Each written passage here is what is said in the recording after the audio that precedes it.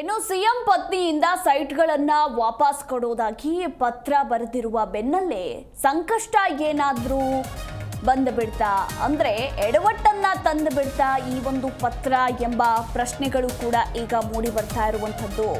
ಮೂಡಾ ಕಮಿಷನರ್ಗೆ ಪತ್ರವನ್ನ ಬರೆದು ಹಾಗಿದ್ರೆ ತಪ್ಪನ್ನ ಒಪ್ಪಿಕೊಂಡ್ಬಿಟ್ರ. ಇಲ್ಲಿ ನಿವೇಶನ ಪಡೆದಿದ್ದು ಅಕ್ರಮ ಅನ್ನೋ ಅರ್ಥದಲ್ಲಿ ಅವರು ಪತ್ರವನ್ನ ಬರೆದಿದ್ದಾರೆ. ಹೀಗಾಗಿ ವಿರೋಧ ಪಕ್ಷಗಳಿಗೆ ಹೊಸ ಅಸ್ತ್ರಕ್ಕೆ ನಾಂದಿ ಆಯ್ತಾ ಈ ಒಂದು ಪತ್ರ, ಸಿಎಂ ಪತ್ನಿ ಬರೆದಿರುವಂತಹ ಪತ್ರ ಅನ್ನೋ ಸಾಲು ಸಾಲು ಪ್ರಶ್ನೆಗಳು ಕೂಡ ಈಗ ಮೂಡಿ ಬರ್ತಿರುವಂಥದ್ದು. ಸಿಎಂ ಪತ್ನಿಯಿಂದ ಸೈಟ್ ವಾಪಸ್ ಪತ್ರ ಎಡವಟ್ಟು ತಂದಿಡ್ತಾ ಮೂಡಾ ಕಮಿಷನರ್ಗೆ ಪತ್ರವನ್ನ ಬರೆದು ಹಾಗಿದ್ರೆ ತಪ್ಪನ್ನ ಒಪ್ಪಿಕೊಂಡ್ರ. ಇತ್ತ ಸಿಎಂ ಸಿದ್ದರಾಮಯ್ಯನವರಿಗೆ ಬಂಧನದ ಭೀತಿ ಏನಾದ್ರೂ ಎದುರಾಯ್ತಾ? ಇಡಿ ಭೀತಿಯಿಂದ ಸೈಟ್ ವಾಪಸ್ಗೆ ನಿರ್ಧರಿಸಿದ್ರ ಹಾಗಿದ್ರೆ ಸಿಎಂ ಎಂಬ ಪ್ರಶ್ನೆ ಕೂಡ ಇಲ್ಲಿ ಮೂಡಿ ಬಂದಿರುವಂಥದ್ದು. ಇಡಿ ಇಸಿಐಆರ್ ದಾಖಲಾದ ಬಳಿಕ ಸೈಟ್ ವಾಪಸ್ಗೆ ನಿರ್ಧರಿಸಿದ್ರ ಹಾಗಿದ್ರೆ ನಾನು ತಪ್ಪು ಮಾಡೇ ಇಲ್ಲ, ಯಾವುದೇ ತಪ್ಪು ನಡೆದಿಲ್ಲ, ಕಾನೂನು ಉಲ್ಲಂಘಿಸಿಲ್ಲ, ಕಾನೂನಾತ್ಮಕವಾಗಿ ಹೋರಾಟವನ್ನ ಮಾಡ್ತೇನೆ ಅಂತ ಹೇಳಿದ್ದಂತಹ ಸಿಎಂ ಸಿದ್ದರಾಮಯ್ಯನವರು ಇಡಿ ಭೀತಿಯಿಂದಾಗಿ ಸೈಟ್ ವಾಪಸ್ ನೀಡೋದಕ್ಕೆ ಹಾಗಿದ್ರೆ ಇಲ್ಲಿ ನಿರ್ಧರಿಸಿದ್ರ ಎಂಬ ಸಾಲು ಸಾಲು ಪ್ರಶ್ನೆಗಳು ಮೂಡಿ ಬರ್ತಿರುವಂಥದ್ದು. ಈಗ ಸಿಎಂ ಪತ್ನಿ ಬರೆದಿರುವಂತಹ ಇದೇ ಪತ್ರ ವಿರೋಧ ಪಕ್ಷಗಳಿಗೆ ಹೊಸ ಅಸ್ತ್ರವಾಗಿ ನಾಂದಿಯಾಗೋಯ್ತಾ ಅನ್ನೋದನ್ನ ಕೂಡ ಕಾದು ನೋಡಬೇಕು. ಯಾವಾಗ ಸಿಎಂ ಪತ್ನಿ ಪತ್ರವನ್ನ ಬರೀತಾರೋ ಮೂಡಾ ಆಯುಕ್ತರಿಗೆ ನಿವೇಶನಗಳನ್ನ ವಾಪಸ್ ಕೊಡ್ತೇನೆ ಅಂತ, ಆಗಿನಿಂದ ಇತ್ತ ವಿರೋಧ ಪಕ್ಷದ ನಾಯಕರು ಕಿಡಿಕಾರ್ತಾ ಇದ್ದಾರೆ. ಇನ್ನು ನನ್ನ ವಿರುದ್ಧ ರಾಜಕೀಯ ಷಡ್ಯಂತ್ರದಿಂದ ಪತ್ನಿ ನೊಂದುಕೊಂಡಿದ್ದಾರೆ. ಸೈಟ್ ವಾಪಸ್ ನೀಡಿದ ನನ್ನ ಪತ್ನಿಯ ನಿರ್ಧಾರವನ್ನ ನಾನು ಗೌರವಿಸ್ತೇನೆ ಅಂತ ಟ್ವೀಟ್ ಮೂಲಕ ಮುಖ್ಯಮಂತ್ರಿ ಸಿದ್ದರಾಮಯ್ಯನವರು ಭಾವುಕ ಮಾತುಗಳನ್ನಾಡಿದ್ದಾರೆ. ವಿರೋಧ ಪಕ್ಷಗಳಿಂದ ನನ್ನ ವಿರುದ್ಧ ದ್ವೇಷದ ರಾಜಕಾರಣ ಮಾಡಲಾಗ್ತಾ ಇದೆ. ಇನ್ನು ಸೈಟ್ ಅನ್ನ ವಾಪಸ್ ನೀಡೋದಾಗಿ ನನ್ನ ಪತ್ನಿ ಬರೆದಿರುವಂತಹ ಪತ್ರ ನನಗೂ ಕೂಡ ಆಶ್ಚರ್ಯವನ್ನ ಉಂಟು ಮಾಡಿದೆ. ಆದರೆ ನಾನು ನನ್ನ ಪತ್ನಿಯ ನಿರ್ಧಾರವನ್ನ ಗೌರವಿಸ್ತೇನೆ ಎಂದ ಮುಖ್ಯಮಂತ್ರಿ ಸಿದ್ದರಾಮಯ್ಯನವರು. ಮೈಸೂರಿನ ಮೂಡಾ ಭೂ ಸ್ವಾಧೀನ ನಡೆಸದೆ ವಶಕ್ಕೆ ಪಡೆದಿದ್ದ ಜಮೀನಿಗೆ ಪರಿಹಾರ ರೂಪದಲ್ಲಿ ನೀಡಿದ್ದ ನಿವೇಶನಗಳನ್ನ ನನ್ನ ಪತ್ನಿ ಪಾರ್ವತಿ ಹಿಂದಿರುಗಿಸಿದ್ದಾರೆ. ನನ್ನ ವಿರುದ್ಧ ರಾಜಕೀಯ ದ್ವೇಷ ಸಾಧನೆಗಾಗಿ ವಿರೋಧ ಪಕ್ಷಗಳು ಸುಳ್ಳು ದೂರನ್ನ ಸೃಷ್ಟಿಸಿ ನನ್ನ ಕುಟುಂಬವನ್ನ ವಿವಾದಕ್ಕೆ ಎಳೆದು ತಂದಿರೋದು ರಾಜ್ಯದ ಜನತೆಗೂ ಕೂಡ ತಿಳಿದಿದೆ. ಈ ಅನ್ಯಾಯಕ್ಕೆ ತಲೆಬಾಗದೆ ಹೋರಾಟ ಮಾಡಬೇಕೆಂಬುದು ನನ್ನ ನಿಲುವಾಗಿತ್ತು. ಆದರೆ ನನ್ನ ವಿರುದ್ಧ ನಡೀತಾ ಇರುವ ರಾಜಕೀಯ ಷಡ್ಯಂತ್ರದಿಂದ ನೊಂದಿರುವ ನನ್ನ ಪತ್ನಿ ಈ ನಿವೇಶನಗಳನ್ನ ಹಿಂದಿರುಗಿಸುವ ನಿರ್ಧಾರವನ್ನ ಕೈಗೊಂಡು ನನಗೂ ಆಶ್ಚರ್ಯ ಉಂಟು ಮಾಡಿದ್ದಾರೆ. ನನ್ನ 4 ದಶಕಗಳ ಸುದೀರ್ಘ ರಾಜಕಾರಣದಲ್ಲಿ ಎಂದೂ ಕೂಡ ಮಧ್ಯಪ್ರವೇಶಿಸದೆ ಕುಟುಂಬಕ್ಕಷ್ಟೇ ಸೀಮಿತವಾಗಿದ್ದ ನನ್ನ ಪತ್ನಿ ನನ್ನ ವಿರುದ್ಧದ ದ್ವೇಷದ ರಾಜಕಾರಣಕ್ಕೆ ಬಲಿಯಾಗಿ ಮಾನಸಿಕವಾಗಿ ಹಿಂಸೆಯನ್ನ ಅನುಭವಿಸುವಂತಾಗಿರೋದಕ್ಕೆ ನನಗೆ ವಿಷಾದ ಇದೆ ಅಂತ ಸಿಎಂ ಸಿದ್ದರಾಮಯ್ಯನವರು ಟ್ವಿಟರ್ನಲ್ಲಿ ಭಾವುಕ ಮಾತುಗಳನ್ನಾಡಿದ್ದಾರೆ. ಈ ಕುರಿತಾಗಿ ನಮ್ಮ ಪ್ರತಿನಿಧಿ ರಾಜಪ್ಪ ಸುತ್ತೂರು ಇನ್ನೂ ಹೆಚ್ಚಿನ ಮಾಹಿತಿಯನ್ನ ಕೊಡ್ತಾರೆ. Rajappa, good morning. ಇಡೀ ರಾಜ್ಯದಲ್ಲಿ ಸಂಚಲನವೇ ಸೃಷ್ಟಿಸಿದ್ದಂತಹ ಮೂಡಾ ಹಗರಣ ಪ್ರಕರಣಕ್ಕೆ ಈಗ ಸ್ಫೋಟಕ ತಿರುವನ್ನ ಸಿಕ್ಕಿದೆ ಸಿಎಂ ಪತ್ನಿ ಬರೆದಿರುವ ಪತ್ರದಿಂದಾಗಿ. ಹೀಗಾಗಿ ಇದೇ ಪತ್ರ ಏನಾದ್ರೂ ಎಡವಟ್ಟನ್ನ ತಂದು ಕೊಟ್ಟು ಬಿಡ್ತಾ, ವಿರೋಧ ಪಕ್ಷಗಳಿಗೆ ಹೊಸ ಅಸ್ತ್ರ ಸಿಕ್ತಾ ಎಂಬ ಸಾಲು ಸಾಲು ಪ್ರಶ್ನೆಗಳು ಕೂಡ ಮೂಡಿ ಬಂದಿರುವಂತದ್ದು. ಈ ಬಗ್ಗೆ ಓವರ್ ಆಲ್ ಡೀಟೇಲ್ಸ್. ಮಧುಮಾಲ, ಮುಖ್ಯಮಂತ್ರಿ ಪತ್ನಿ ನಿನ್ನೆ ಮೂಡಾ 14 ನಿವೇಶನ ವಾಪಸ್ ಕೊಡ್ತೇವೆ ಅಂತ ಒಂದು ಪತ್ರವನ್ನ ಕೊಟ್ಟಿದ್ದಾರೆ. ಆ ಪತ್ರ ಕೊಟ್ಟಂತದ್ದು ಮತ್ತು ಮೂಡಾ ಆಯುಕ್ತರಿಗೆ ಆ ನಿವೇಶನಗಳನ್ನ ವಾಪಸ್ ಪಡೆಯಿರಿ ಅಂತ ತಮ್ಮ ಒಂದು 14 ನಿವೇಶನ ರಿಜಿಸ್ಟ್ರೇಷನ್ ಮಾಡಿರುವಂತ ನಿವೇಶನ ವಾಪಸ್ ಕೊಡುವಂತ ಪತ್ರವನ್ನ ಮೂಡಾ ಆಯುಕ್ತರಿಗೆ ಪತ್ರವನ್ನು ಬರೆದಿದ್ದಾರೆ. ಮತ್ತು ಅದೇ ರೀತಿ ಮಾಧ್ಯಮಗಳಿಗೆ ಒಂದು ಹೇಳಿಕೆಯನ್ನು ಬಿಡುಗಡೆ ಮಾಡಿ ಸಂಚಲನ ಸೃಷ್ಟಿ ಮಾಡಿದ್ದಾರೆ. ವಿಚಿತ್ರ ಅಂತಂದ್ರೆ ಸಿದ್ದರಾಮಯ್ಯನ ಪತ್ನಿ ಇದುವರೆಗೆ ರೈಲು ಹೋದ್ಮೇಲೆ ಟಿಕೆಟ್ ತೆಗೆದುಕೊಂಡಂತೆ ಈ ಒಂದ್ ಕಡೆ ಲೋಕಾಯುಕ್ತ ತನಿಖೆ ನಡೆಸ್ತಾ ಇದ್ದಾರೆ, ಮತ್ತೊಂದ್ ಕಡೆ ಇಡಿ ಅವರು ತನಿಖೆಗೆ ಎಂಟರ್ ಆಗಿದ್ದಾರೆ. ಈ ಹಿಂದೆನೆ ಜುಡಿಷಿಯಲ್ ನ್ಯಾಯಮೂರ್ತಿ ದಿನೇಶ್ ಅವ್ರ ನೇತೃತ್ವದಲ್ಲಿ ಒಂದು ತನಿಖಾ ಸಮಿತಿ ಸದಸ್ಯ ತನಿಖಾ ಆಯೋಗ ನಡೀತಾ ಇದೆ. ಮತ್ತೊಂದು IAS ವೆಂಕಟಾಚಲ ಅವ್ರ ನೇತೃತ್ವದಲ್ಲಿ ಇನ್ನೊಂದು ತನಿಖೆ ನಡೀತಾ ಇದೆ. ಈಗಾಗಲೇ 4 ತನಿಖೆಗಳು ನಡೆದು ಸುಮಾರು 2 ತಿಂಗಳ ಹತ್ರ ಆಗಿದೆ. ನ್ಯಾಯಮೂರ್ತಿ ದಿನೇಶ್ ಅವರ ನೇತೃತ್ವದ ಏನು ತನಿಖೆ ಇದೆ ಆ ತನಿಖೆ ಆರಂಭವಾಗಿ ಹೆಚ್ಚು ಕಡಿಮೆ 1 ತಿಂಗಳಾಗಿ ಬರ್ತಾ ಇದೆ. ಈಗ ಅವರ ಪತ್ನಿಗೆ ಜ್ಞಾನೋದಯ ಆಗಿ ಪತ್ರವನ್ನ ಬರೆದು ಅವರ ಪತಿಯ ಇಮೇಜ್ಗೆ ಡ್ಯಾಮೇಜ್ ಆಗ್ತಿದೆ ಅಂತಂತ ಪತ್ರವನ್ನ ಬರೆದಿರೋದು ಸಮಂಜಸವಲ್ಲ ಮತ್ತು ಅವ್ರಿಗೆ ಯಾರು ಸಲಹೆ ಸೂಚನೆಯನ್ನು ಕೊಟ್ಟಿದ್ರು ಅಂತ ಅನ್ನೋದು ಆಶ್ಚರ್ಯಕರವಾಗಿದೆ. ಇನ್ನು ಎರಡನೇದಾಗಿ ಸಿದ್ದರಾಮಯ್ಯನವರ ಈ ಒಂದು ಪ್ರಕರಣ ಮುಡಾ ಪ್ರಕರಣ ಇದೆ. ಅದು ಇಡಿ ಎಂಟ್ರಿ ಆದ ಕಾರಣಕ್ಕೋಸ್ಕರ ಸಿದ್ದರಾಮಯ್ಯನವರ ಯಾವುದೇ ಕ್ಷಣದಲ್ಲಿ ಇಡಿ ಅಧಿಕಾರಿಗಳು ಈ ಅಕ್ರಮ ಹಣ ವರ್ಗಾವಣೆ PML ಕಾಯ್ದೆ ಅಡಿಯಲ್ಲಿ ಯಾವುದೇ ಸಂದರ್ಭದಲ್ಲಿ ಬಂಧಿಸುವಂತ ಒಂದು ಸಾಧ್ಯತೆ ಇದೆ. ಯಾಕಂದ್ರೆ ಆ ಒಂದು ಪ್ರಕರಣದಲ್ಲಿ ಬೇನಾಮಿ ಪ್ರಾಪರ್ಟಿಯನ್ನು ಟ್ರಾನ್ಸಾಕ್ಷನ್ ಮಾಡಿದ್ದಾರೆ ಅಂತ ಆರೋಪ ಹಿನ್ನೆಲೆಯಲ್ಲಿ ಈಗ ಇಡಿ ಅವರು ಎಂಟರ್ ಆಗಿರೋದು ಈಗ ಕಾಂಗ್ರೆಸ್ ಸರ್ಕಾರಕ್ಕೆ ಮತ್ತು ಸಿದ್ದರಾಮಯ್ಯಗೆ ನಡುಕ ಸೃಷ್ಟಿಯಾಗಿದೆ.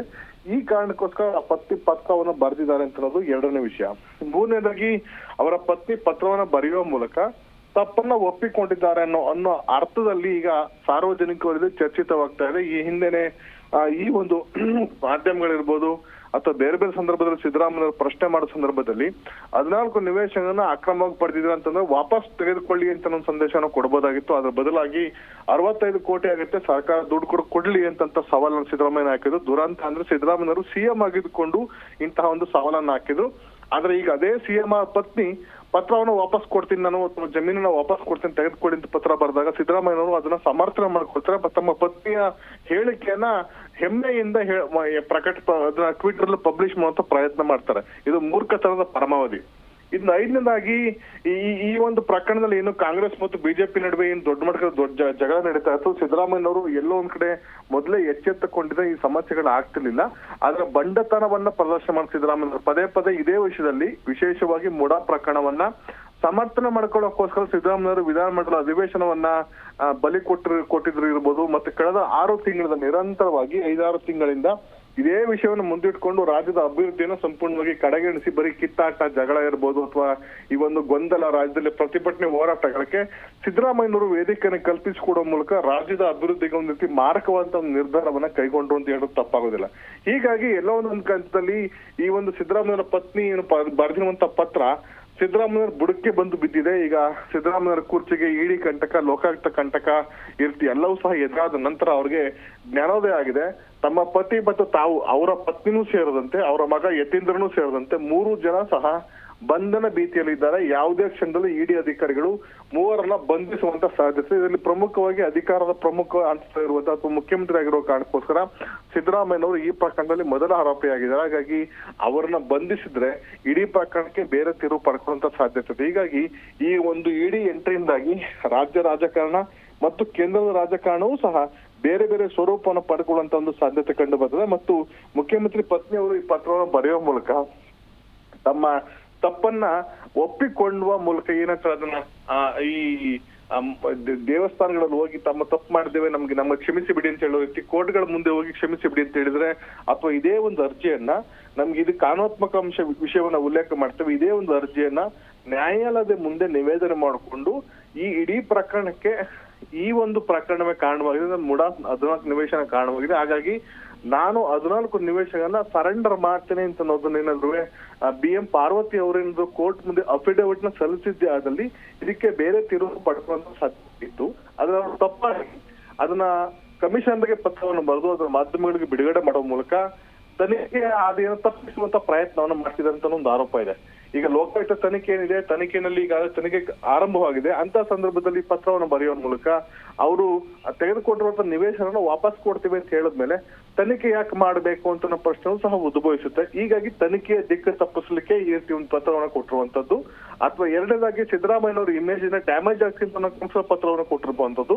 ಮೂರನೇದಾಗಿ ತಪ್ಪು ಮಾಡಿದ್ದೇವೆ ವಾಪಸ್ ತೆಗೆದುಕೊಳ್ಳಿ ಮೂಲಕ ಪ್ರಕರಣದಿಂದ ನಮ್ಮನ್ನ ಕೈ ಬಿಡಿ ಅನ್ನೋ ಕಾರಣಕ್ಕೋಸ್ಕರ ಪತ್ರವನ್ನು ಕೊಟ್ಟಿರ್ಬೋದು. ನಾಲ್ಕನೇದಾಗಿ ಸಿದ್ದರಾಮಯ್ಯನವರ ಕುರ್ಚಿ ಅಲ್ಲಾಡುವಂತ ಸಾಧ್ಯತೆ ಇದೆ ಅಂತ ನಾವು ಕಾರಣಕ್ಕೋಸ್ಕರ ಪತ್ರವನ್ನು ಕೊಟ್ಟಿರ್ಬೋದು. ಐದನೇದಾಗಿ ಸಿದ್ದರಾಮಯ್ಯನವರು ಬಂಧಿಸುವಂತ ಆತಂಕ ಇದೆ ಅನ್ನೋ ಕಾರಣಕ್ಕೋಸ್ಕರ ಈ ಪತ್ರವನ್ನು ಕೊಟ್ಟಿರ್ಬೋದು. ಹೀಗಾಗಿ ಪತ್ರದ ವಿಚಾರವಾಗಿ ನಾನಾ ವ್ಯಾಖ್ಯಾನಗಳು ಕಂಡು ಬರ್ತಾ ಇದೆ.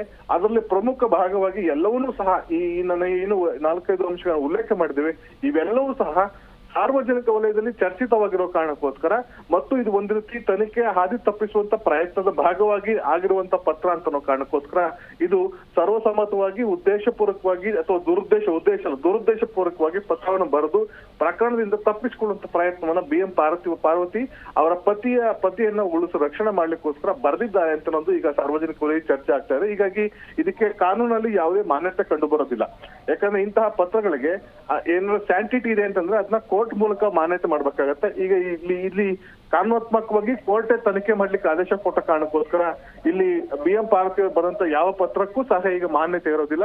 ಈಗ ಏನು ತನಿಖೆ ಮೂಲಕ ಸತ್ಯಾಸತ್ಯತೆ ಹೊರಬರ್ಬೇಕು, ಅವ್ರು ತಪ್ಪು ಮಾಡಿದ್ರೆ ಇಲ್ವಾ ಅಂತ ಅನ್ನೋದು ಸಹ ತನಿಖೆ ಮೂಲಕನೇ ಹೊರಬರ್ಬೇಕಾಗಿದೆ. ಆ ಮೂಲಕ ತಮ್ಮ ಒಂದು ಇಮೇಜ್ ಕ್ಲೀನ್ ಇಮೇಜ್ ಆಗಿದೆ ಅಥವಾ ನಾವು ತಪ್ಪು ಮಾಡಿದೇವೆ ಇಲ್ಲ ಅಂತ ಅನ್ನೋದನ್ನ ಅವರು ಕೋರ್ಟ್ ಮೂಲಕ ಸಾಕ್ಷ್ಯಾಧಾರಗಳ ಮೂಲಕ ಸಾಬೀತು ಮಾಡಿ ಅವ್ರು ಕ್ಲೀನ್ ಚೀಟ್ ಪಡೆಯೋ ತನಕನೂ ಸಹ ಈ ಅವ್ರು ಬರೆದಿರುವಂತ ಪತ್ರಕ್ಕೆ ಯಾವುದೇ ಸ್ಯಾಂಟಿಟಿ ಉಳಿಯೋದಿಲ್ಲ ಅಂತ ಅನ್ನೋದು ಈಗ ಕಾನೂನಿನ ತಜ್ಞರ ಅಭಿಪ್ರಾಯವಾಗಿದೆ. ಮಧುಮಾಲ.